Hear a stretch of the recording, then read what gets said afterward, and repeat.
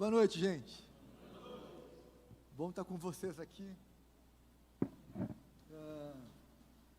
Hoje a gente está disposto a falar um pouquinho, né, sobre os altos e baixos da vida.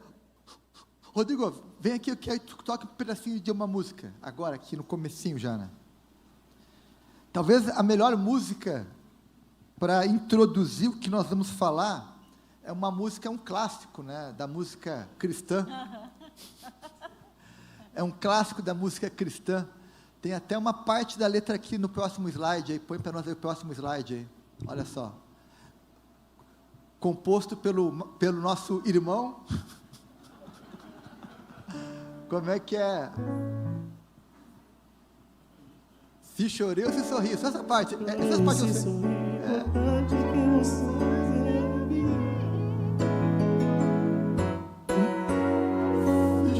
Se sorrir, o importante é que emoções eu vivi. Se chorei, se Se chorei,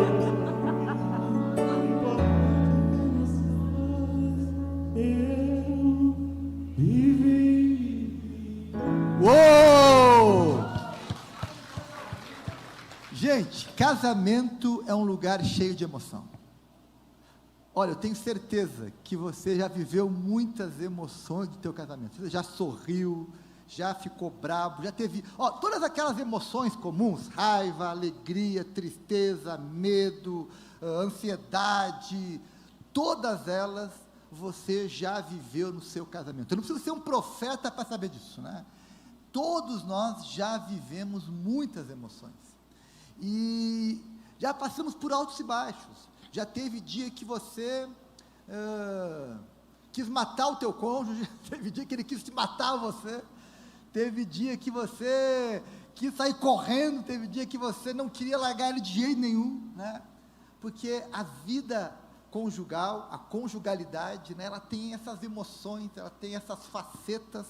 A vida não é uma coisa retilínea, constante, ela tem, enfim, altos e baixos, né? Eu gosto até, se você quer algo reto, sem alteração, você morreu, né? Porque o coração está sempre assim, né? Se você parou o coração, é porque você acabou a vida. Então, hoje a gente quer falar um pouquinho sobre isso, sobre essa experiência, né, de ter altos e baixos, lágrimas e sorrisos, né? É melhor do que tapas e beijos, né? Então, é melhor... sorrisos e lágrimas do que tapas e beijos, e a gente quer falar um pouquinho sobre isso. Então, eu e a Ana somos casados há 27 anos, já passamos por muitos altos e baixos, por muitas alegrias e tristezas, por lágrimas e sorrisos, e a gente quer falar com você sobre 3 temas, que são importantes nesse processo de lágrimas e sorrisos, né? Porque o nosso desejo é que você possa passar mais momentos sorrindo do que chorando. Eu sei que é inevitável chorar, mas que os momentos de sorrir sejam maiores e mais frequentes. Amém, gente? Talvez está faltando um pouco mais de brilho, né, no teu casamento, um pouco mais de sorriso, de leveza, de alegria. E é isso que a gente quer falar um pouco nessa noite, né? O nosso desejo é esse, que haja mais alegria do que tristeza. Eu sei que são inevitáveis as tristezas, mas a alegria pode ser maior, mais frequente e mais constante. Amém? Então, para sorrir mais e chorar menos, nós temos 3 assuntos para falar com vocês, para que vocês possam sorrir mais e chorar menos. A Ana vai falar então sobre o primeiro assunto.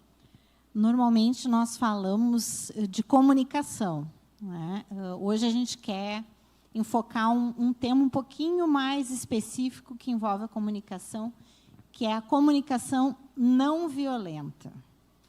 Nós temos vivido tempos em que, muitas vezes, nós somos contagiados, infelizmente, por um viés assim, de muita agressividade, e, muitas vezes, sem nos darmos conta disso, até a nossa comunicação acaba sendo pode ser uma comunicação um tanto quanto agressiva, violenta, a gente perde um pouco da medida. Então, hoje a gente queria falar um pouquinho mais nessa ênfase da questão da comunicação não violenta.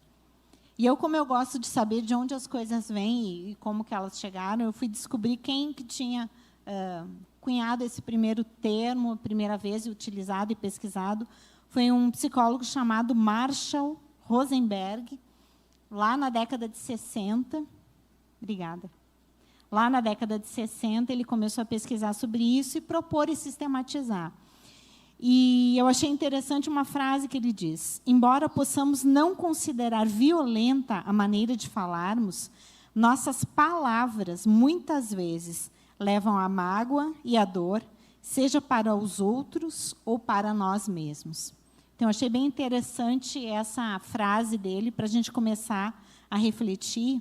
Só que aí eu lembrei que a Bíblia, né, o Marshall pesquisou isso na década de 60, mas a Bíblia já falava sobre algumas questões. Lá em Provérbios 15, no versículo 1, diz assim: a resposta calma desvia a fúria, mas a palavra ríspida desperta a ira. Ou, adaptando nos nossos tempos, não vamos botar mais lenha na fogueira, né? Então, a resposta calma, ela pode trazer uma diferença naquilo, na maneira como nós nos comunicamos. E depois, lá em Efésios, Paulo vai lembrar eles que eles devem abandonar toda amargura, todo ódio, toda raiva, nada de gritarias, insultos e maldades. Então, mais uma vez, nós podemos buscar na palavra de Deus as orientações que nós precisamos para o nosso dia a dia. E aí, aplicar esses princípios, eu achei também bem interessante uma outra fala do Rosenberg nesse sentido, que ele explicita qual é o objetivo, então, dessa comunicação não violenta. Não é mudar as pessoas e o seu comportamento para conseguirmos o que queremos. Entende? Eu não vou aderir e não vou me esforçar para ter uma comunicação não violenta ou para melhorar algum aspecto do meu casamento somente. E não é isso que nós queremos. Nós queremos ter relacionamentos saudáveis. E aí ele diz o que é: estabelecer relacionamentos baseados em honestidade e empatia, que acabarão atendendo às necessidades de todos. Então, se eu me disponho a cuidar a maneira como eu falo, a cuidar não só a entonação de voz, o volume da minha voz, mas também o conteúdo das minhas palavras, que envolve a minha comunicação, eu estou tendo o objetivo de não só ser beneficiada, não fazer uma queda de braço, mas construir algo juntos, como casal, para que ambos saiam beneficiados disso. E aí, algumas sugestões bem práticas. Normalmente, quando a gente pensa em comunicação não violenta, a gente pensa em evitar algumas questões, como, por exemplo, gritos. Eu não sei como foi a criação de vocês, mas eu tinha um pai que era bastante explosivo. Então, ele tinha uma maneira de falar, quando ele estava aborrecido, chateado, que ele elevava muito o tom de voz dele. Ele nunca agrediu fisicamente nem a minha mãe, nem a mim, nem a minha irmã, mas o tom de voz era um tom de voz agressivo. Ele se aborrecia com uma situação e ele elevava o tom de voz. Isso não é bom. Isso já fecha o coração de quem está recebendo. Imagina se algum colega teu, chega para te apontar uma situação e chega gritando. Ou a gente grita mais alto, e aí fica um bate-boca que ninguém se escuta, né? Que também não é saudável. Ou então a gente se fecha, vai depender, muitas vezes, do teu temperamento. Mas isso é algo que nós devemos evitar. Além dessa questão do tom de voz, a comunicação não violenta, ela fala muito que nós devemos não apontar o erro, mas explicar como aquilo me afetou. Então, é uma coisa de eu me sinto. Não é tu fez tal coisa, tu agiu errado, mas eu me sinto. Né? Muito pautado em observar algo que aconteceu e também no teu sentimento sobre aquilo. E apontar uma necessidade tua e um pedido que tu vai fazer a partir disso. Né? Porque daí, ao invés de atracar o problema, se a gente age de uma forma muito violenta, a gente ataca a pessoa. Então, se eu digo, tu fez isso, tu fez aquilo. Eu vou dar um exemplinho, depois vocês vão me entender melhor. Mas é nesse sentido, de evitar isso. Vamos fazer um teatrinho aqui, então? Eu tenho um depois aqui. Tá bom. Eu tenho vários aqui também. Quer fazer um agora? Eu tenho outro depois. Pode ser. Então, é o seguinte, ó. O tema da discussão é o atraso. A Ana Paula está atrasada meia hora, tá? Aí eu tenho que falar com ela sobre isso. Na comunicação violenta, eu vou dizer, Ana Paula, de novo atrasada, estou aqui esperando, na hora, que coisa irritante. Isso seria a comunicação violenta, né? Que talvez seja muito comum entre muitas famílias. A comunicação não violenta seria diferente. Ana, eu queria que tu soubesse que quando tu se atrasa, eu me sinto desprestigiado, eu começo a ficar ansioso, eu fico imaginando coisas, eu fico preocupado em como que eu vou ter que compensar esse atraso no trânsito, eu fico preocupado com o que eu vou deixar de fazer por causa desse tempo. Então, eu queria que você considerasse, né, tivesse mais cuidado com isso, porque isso está me deixando mal, está me afetando a minha rotina, né? É diferente. Aí, qual seria uma resposta dela diante disso? Bom, é como eu estou me sentindo, né? O que você responderia diante dessa fala? Desculpe, não foi de propósito, eu não queria me atrasar. Viu? A resposta é diferente. Agora, se eu chego dizendo, de novo atrasada, Ana Paula, ia ser ruim. É só eu que atraso, Ia ser assim. Então, eu acho que esse exercício de você não atacar o outro, mas falar de como você se sente com aquilo, faz com que a pessoa fique com um pouco, até de culpa, né? Fica até com um pouquinho de culpa, e vai se sentir um pouco mais empática com você, e a chance da conversa ser melhor aumenta muito. Eu acho que um grande desafio nesse sentido é nós conseguimos não ser reativos ao que a pessoa está nos trazendo. Porque, normalmente, a gente reage, a gente nem pensa. Mesmo quem está trazendo a demanda, pode ser uma demanda correta, mas, às vezes, aquilo te aborreceu tanto que tu não raciocina, tu reage. E eu acho que é uma das grandes questões que nos atrapalham nessa questão de conseguir construir esse diálogo dessa forma que tu trouxe na segunda experiência, né?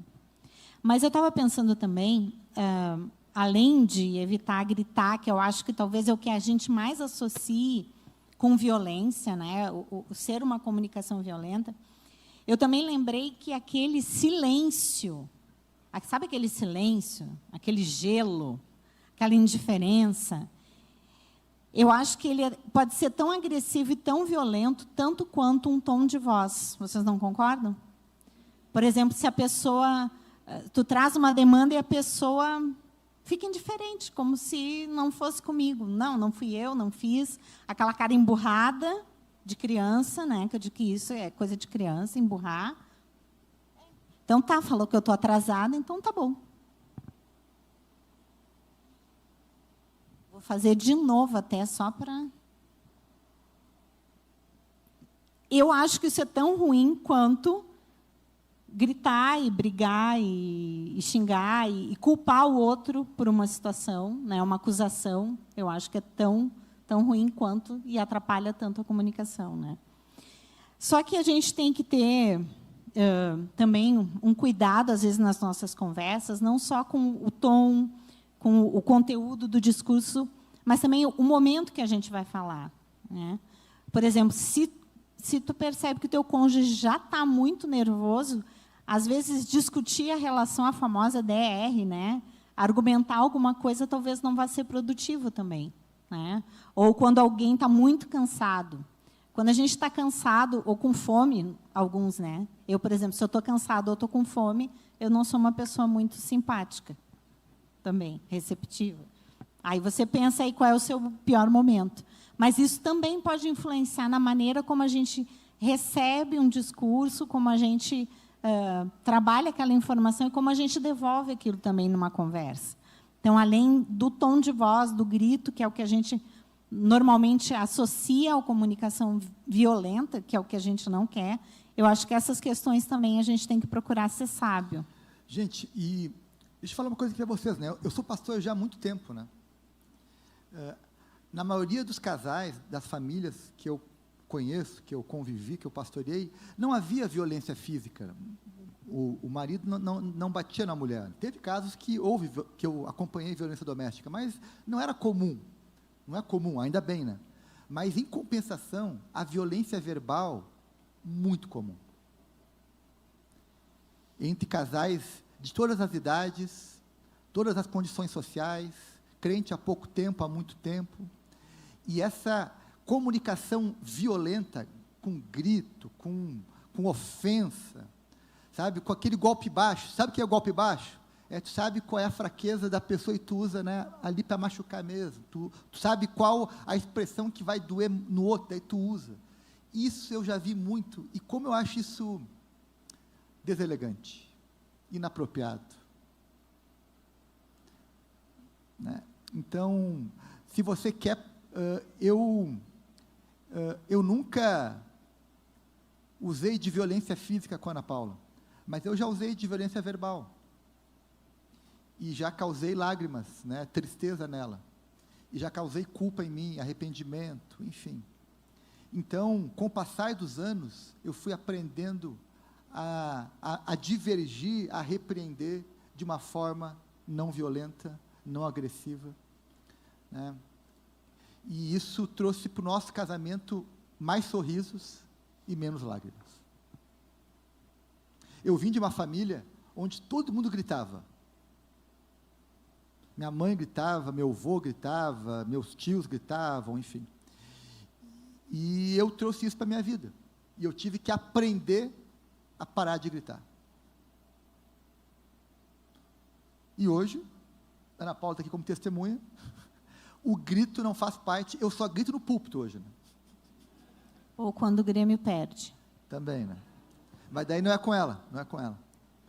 Então, isso também é um processo que a gente foi aprendendo. E se eu aprendi, gente, que sou um cabeção, um ogro, eu tenho certeza que você também pode aprender.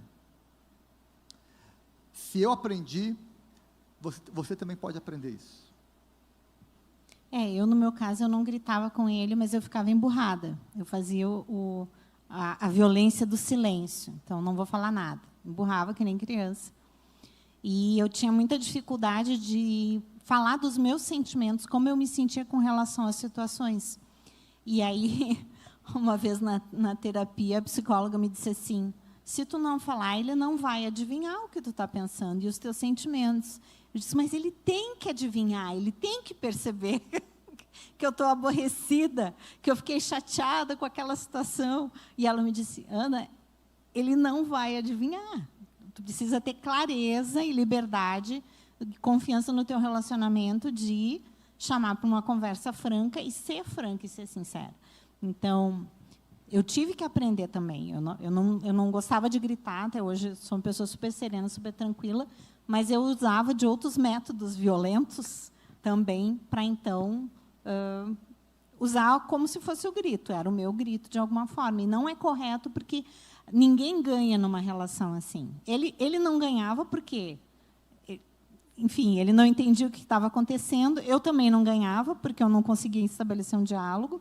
E aí saem os dois perdendo. E o objetivo da comunicação não violenta, que é o que a gente está falando hoje, como eu disse no início, é que ambos consigam, no relacionamento, estabelecer um vínculo de confiança e de abrir o coração, de pactuar coisas, e de construir um ambiente onde tem alegria, onde tenha riso, onde tenha leveza, onde mesmo as situações mais difíceis, porque existem temas difíceis, podem ser tratados de uma forma onde agregue para o casal e não cause divisão, além do que já o assunto tenso pode causar. Né?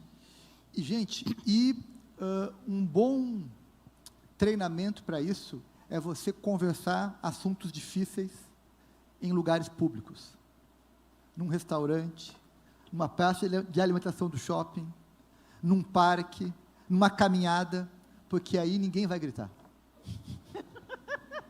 Você não vai pagar caro no restaurante para gritar, né, para passar vergonha. Então, você vai conversar, né, é um bom lugar para você treinar. Então, eu falo isso para alguns casais, se vocês não conseguem conversar sem se alterar em casa, tentem conversar esses assuntos num restaurante, com um monte de gente em volta, vocês vão falar baixinho um para o outro. Outra coisa que também, na nossa experiência, ajudou muito, já falei isso aqui numa outra ocasião, conversem assuntos sérios caminhando. Porque de daí ladinho. não fica olhando a mulher, tem aquele olhar assim profundo, sabe? E aí Intimida. tu pode ficar pensando, tu vai falando, então, e vai caminhando. Pois é. Ana, eu não gosto, eu fico triste quando tu se atrasa. Tu tem constantemente se atrasado, Ana Paula. Eu tenho chegado atrasado na igreja e daqui a pouco eu vou ser demitido por causa disso, Ana Paula. É um absurdo mesmo, mas eu sei, amor, mas é que às vezes eu me atraso, é muita maquiagem, muita... Então, conversar caminhando, às vezes, de lado, é menos intimidador que ficar assim, olhando assim, Ana Paula, de novo atrasada, entendeu? Então, a gente precisa descobrir formas, estratégias de desenvolver uma comunicação não violenta.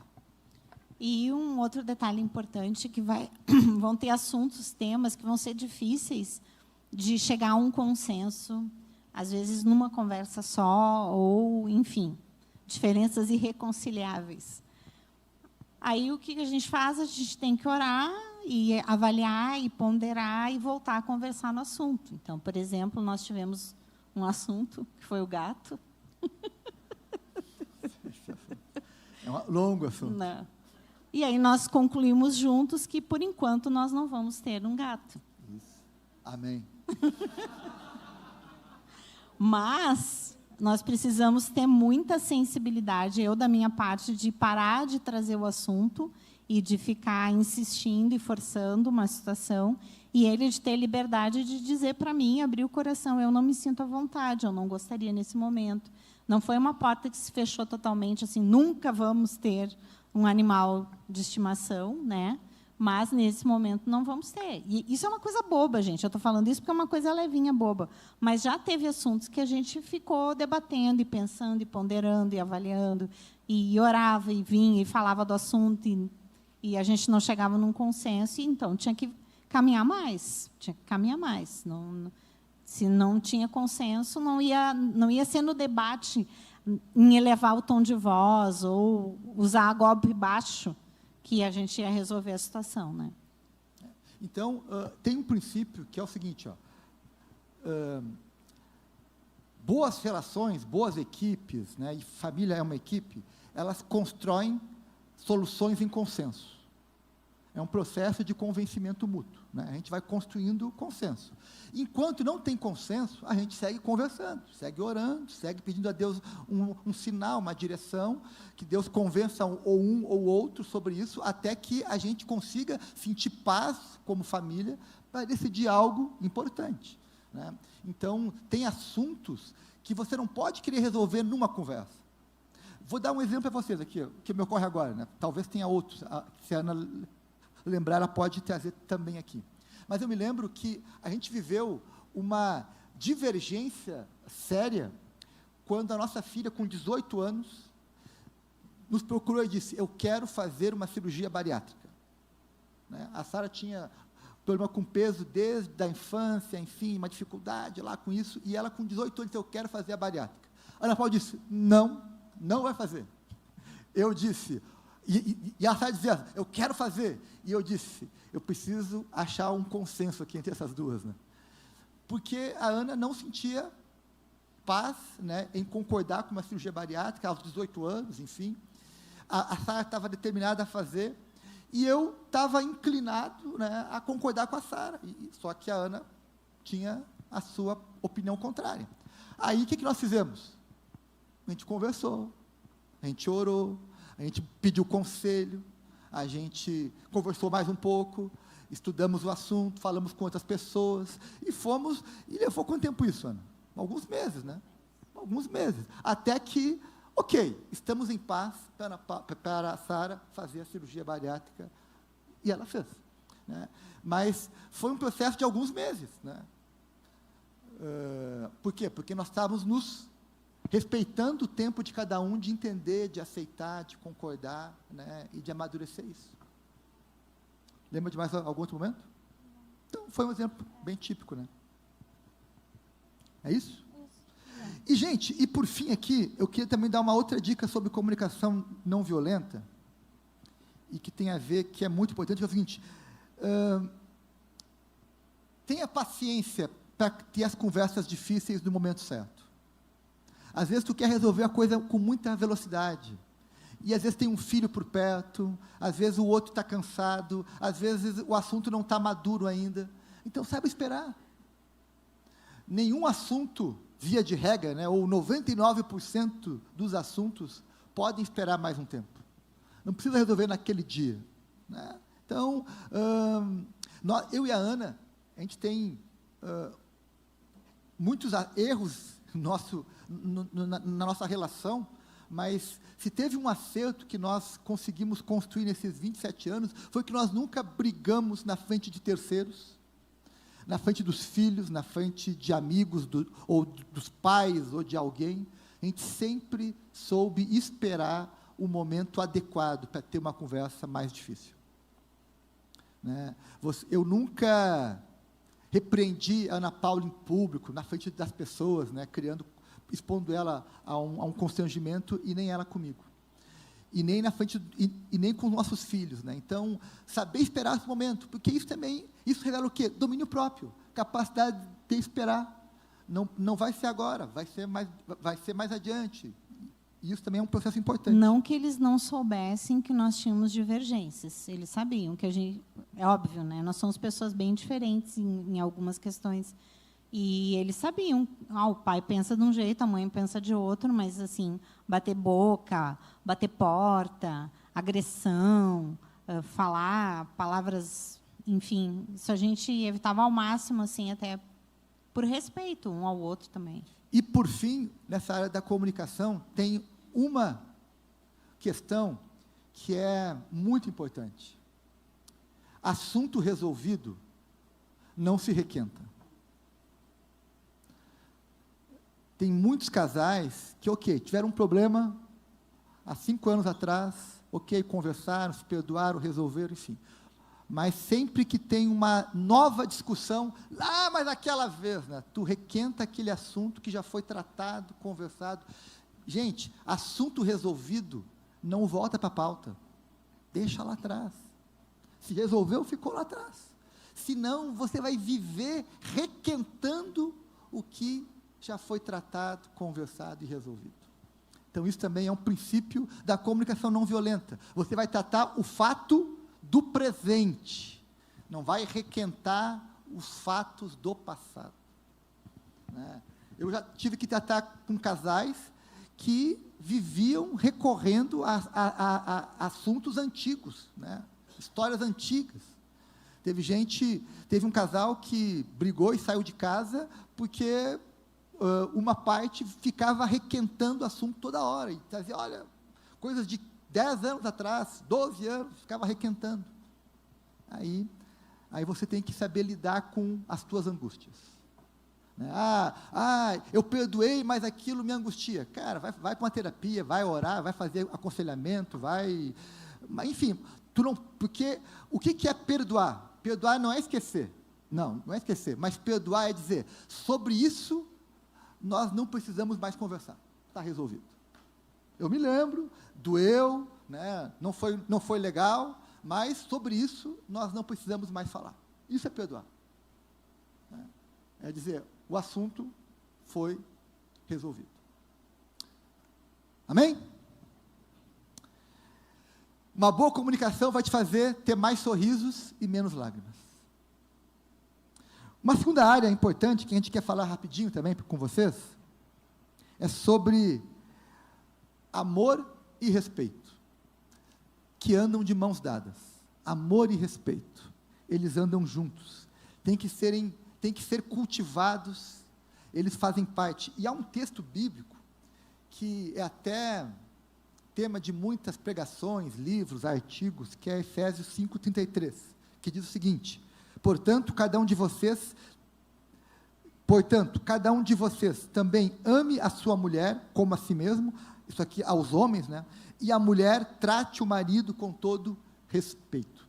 Um dia eu vou trazer aqui uma série de estudos sobre um livro chamado Amor e Respeito, onde o autor faz uma exposição sobre esses dois princípios, como eles conversam entre si. E ele fala que, fundamentalmente, o universo feminino, as mulheres, elas precisam se sentir amadas pelo seu marido. Não é que o marido tem que amar O marido tem que ajudar a esposa a se sentir amada. E aqui tem uma diferença, né? Tem muita gente que diz, não, mas eu amo a minha esposa, eu faço tudo por ela. Mas ela diz, mas eu não me sinto amada. Porque ele não está conseguindo comunicar amor para ela, né? Ele está falando uma linguagem e ela outra. Então, o universo feminino tem necessidade de se sentir amada. Quando uma mulher se sente amada, ela se sente segura, protegida, amparada, confiante, e ela vai se desenvolver bem. O homem, já o universo masculino, ele tem a necessidade de se sentir respeitado. Né? Por isso que, quando uma mulher repreende o marido em público, né, ou fala mal do marido, isso dói muito mais no homem do que dói na mulher. Lógico que o marido também não deve desrespeitar a mulher em público, né? Mas no universo masculino isso tem um soco,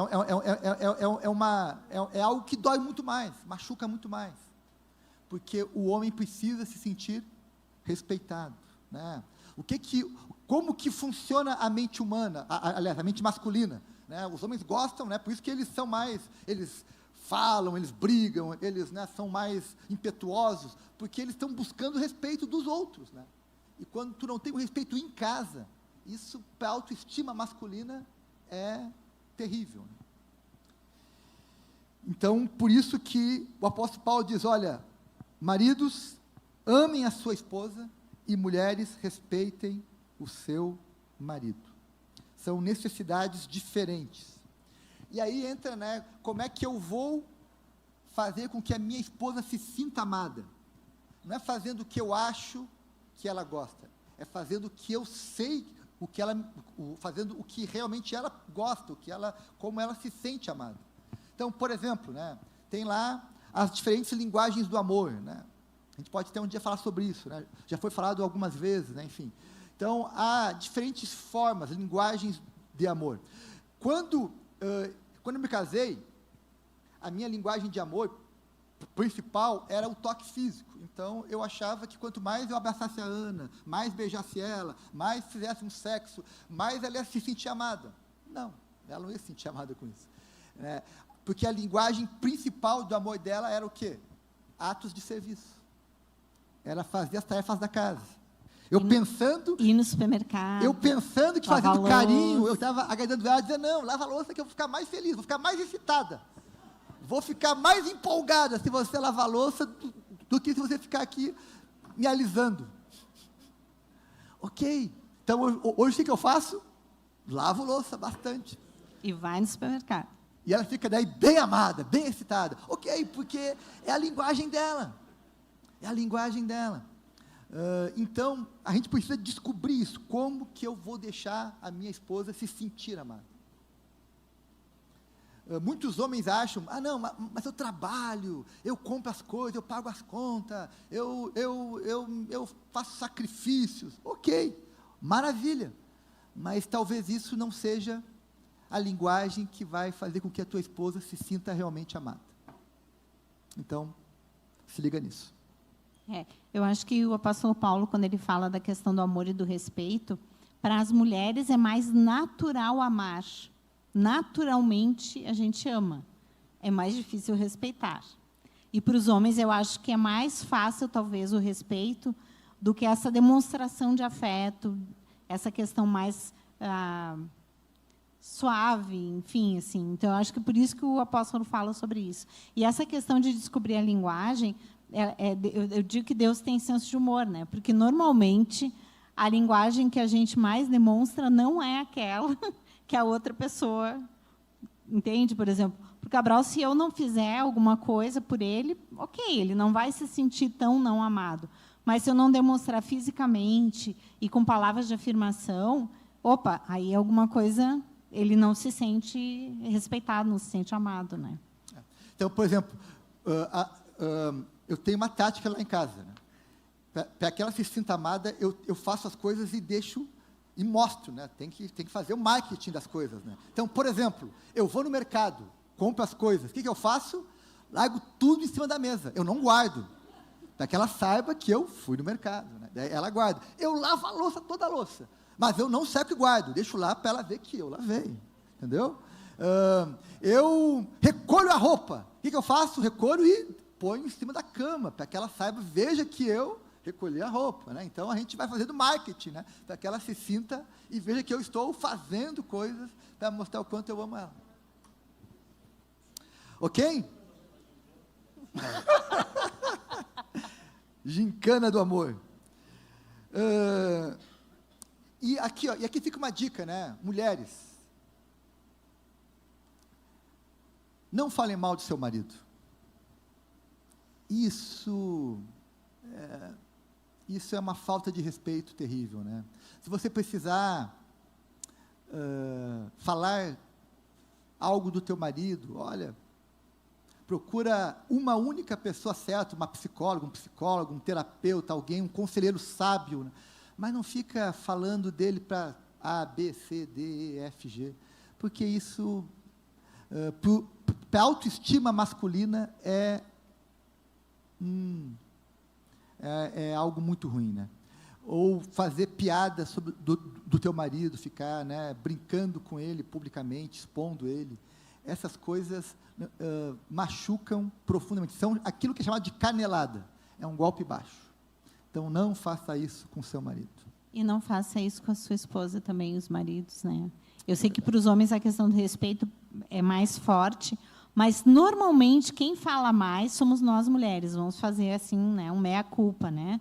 Nós é que precisamos elaborar os nossos sentimentos, e aí, quando a gente está aborrecida, a gente quer elaborar com todo mundo. Porque ele fez, porque ele disse, porque ele deixou de fazer. Gente, isso não é sábio.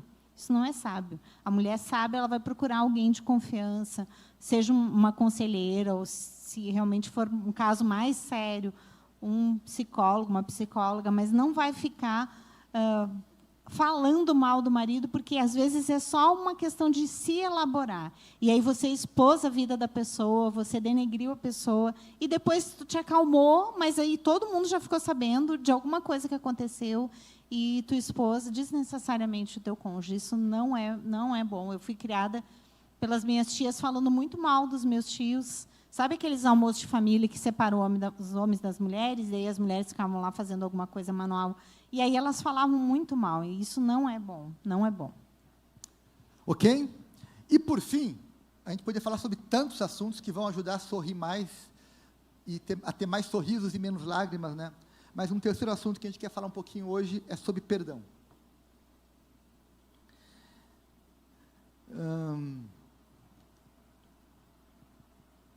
Casais que têm uma boa relação, que têm um bom ambiente familiar, eles têm uma característica, entre tantas outras, é a facilidade em perdoar rápido. Casais onde um ou os dois têm dificuldade em perdoar rápido, são casais que vão ter mais lágrimas do que sorrisos. Casais que têm facilidade em perdoar, em resolver as coisas com mais rapidez, vão sorrir mais e chorar menos. Então, essa habilidade de perdoar com rapidez é algo que todo casal precisa desenvolver. E eu me lembro de um testemunho que eu ouvi, que marcou muito a minha vida há muitos anos atrás, né? A Ana conhece a história, o Rodrigo e a Dara também conhecem, que era um casal de missionários, né, lá no sul do Brasil, que a esposa traiu o marido, né, por algum tempo, assim, enfim, teve um caso extraconjugal por um período prolongado, até que um dia a esposa procurou o marido e contou toda a verdade, se arrependeu, enfim, falou, e aí aquele casal teve uma crise, né, o marido ficou, enfim, em crise, e aí saiu de casa, ficou aquele mal-estar, enfim, procura vai. E aí, nesse processo todo, ele conta, né, o marido, que ele estava naquela crise, o que ia fazer, como que ia lidar com aquilo, enfim, sofrendo. E um dia ele ouviu de Deus a seguinte palavra: pare de pensar no quanto você vai ter que perdoar ela. Mas se lembre do quanto você já foi perdoado. E aquilo virou a cabeça dele, né? Ele não tinha adulterado, traído a mulher, mas ele tinha outros pecados. Ele tinha, ao longo da vida dele, ele tinha errado em outras áreas. E aí ele disse, naquele momento, eu parei de olhar para o pecado dela. E eu passei a me lembrar do quanto eu já fui perdoado. Por Deus, pelos meus pais, por ela, por outras, enfim. E aí entra o princípio importante para o perdão. Perdoem como o Senhor lhes perdoou. Colossenses 3,13. Perdoem como o Senhor lhes perdoou. Ou então, se lembre das palavras de Jesus lá em Mateus 6,14. Pois se perdoarem as ofensas uns dos outros, o Pai Celestial também lhes perdoará. Mas se não perdoarem uns aos outros, o Pai Celestial não lhes perdoará as suas ofensas. E aqui vale para o cônjuge, vale para os filhos, vale para todos, né? Então lembre-se disso. Lembre-se do quanto você já foi perdoado. Sabe quantas vezes eu tive que perdoar a Ana Paula? Não lembro, muitas. Quantas vezes ela teve que me perdoar? Muitas. Quantas vezes eu tive que perdoar os meus filhos? Quantas vezes? Muitas. A gente nem conta. A gente perdoa. A gente vai de novo. A gente ajusta. A gente repensa. A gente busca não repetir mais aquele erro. Busca reparar de alguma forma. Enfim. Mas aprender a perdoar rápido é uma coisa extraordinária. Eu me lembro que no começo do meu ministério pastoral, eu procurei um pastor que era um mentor, né, um pastor muito experiente, muito, enfim, experiente, e pedi para ele, pastor, se eu fosse me dar só um conselho para o ministério pastoral, só um conselho, um só, qual o senhor daria? Eu imaginei que ele ia falar sobre oração, sobre evangelismo, sobre pregação, sobre, sei lá, avivamento, santidade, liderança. O conselho que ele me deu, ele olhou para mim e disse, aprenda a perdoar rapidamente. Senão, você vai se tornar um pastor amargo, azedo, não vai ter vida longa em lugar nenhum. Porque você vai se aborrecer inevitavelmente, muitas vezes, com muitas pessoas. Eu não entendi na hora, mas com o passar dos anos, aquele conselho fez todo sentido.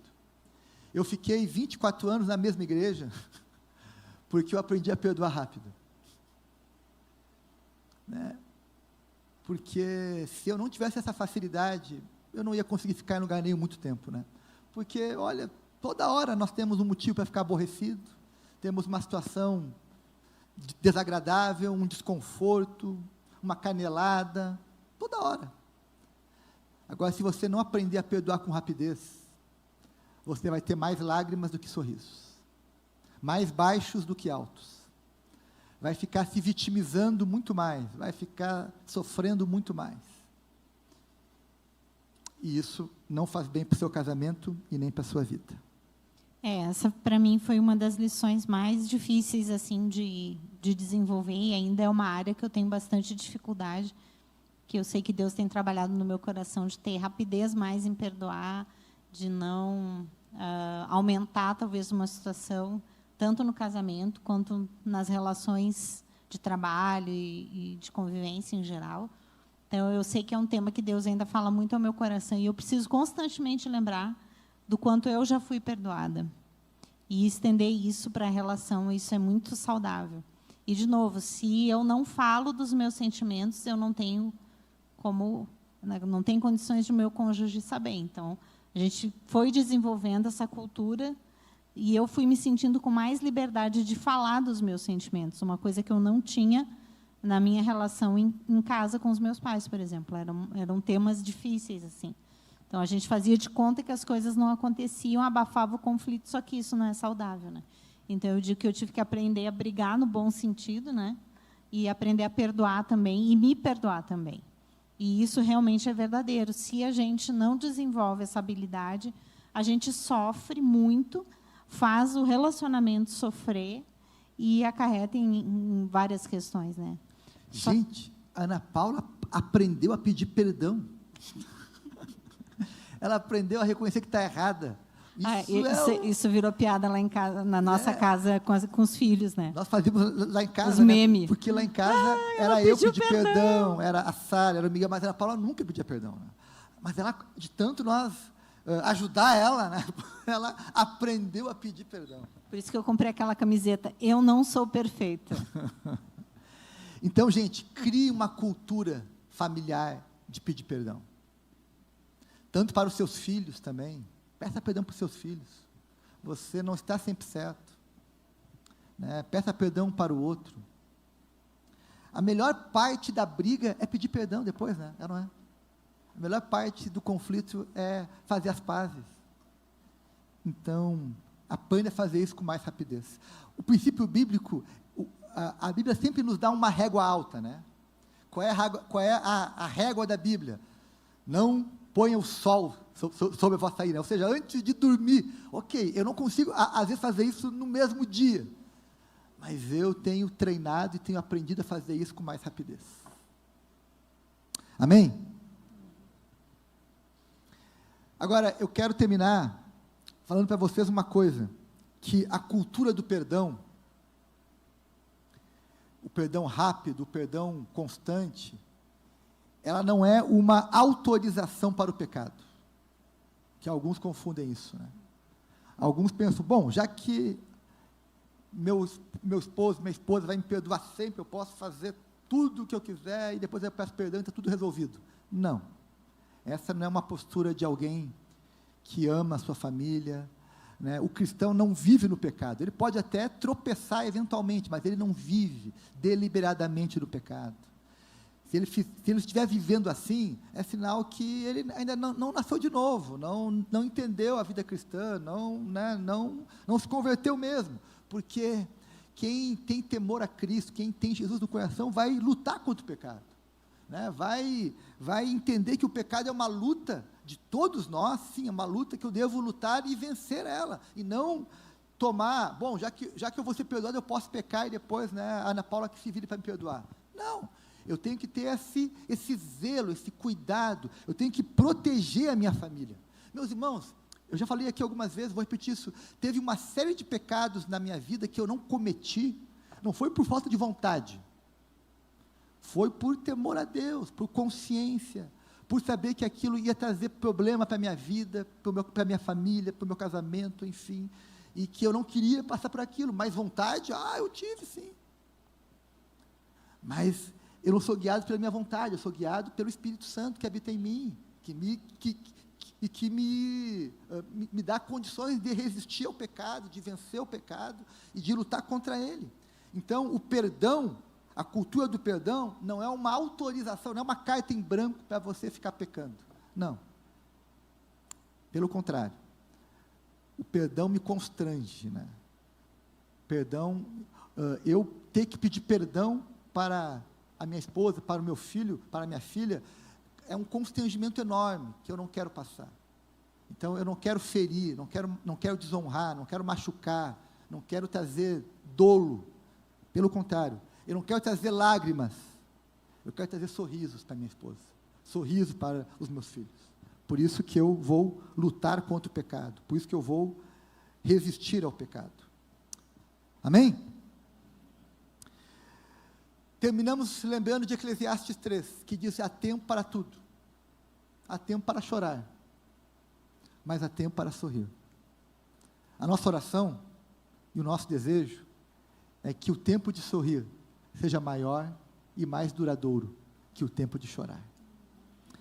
Se você está passando por um tempo de chorar, a nossa palavra é, lembre-se, vai passar, e em breve, com a graça de Deus, você voltará a sorrir. A Ana já contou aqui uma experiência que nós tivemos como família. A Ana enfrentou uma depressão por alguns anos, que tirou muitos sorrisos dela. Mas nós olhávamos para aquele momento e dizia, vai passar. Ela vai voltar a sorrir. Ela vai voltar a sorrir. E ela voltou a sorrir. Né? Então, não deixe que os momentos de lágrima definam quem você é, como é o seu casamento. Mas creia que eles vão passar. E que virão dias melhores. Que vocês voltarão a sorrir. E vão trabalhar para criar uma cultura onde o sorriso seja mais frequente que as lágrimas. Amém?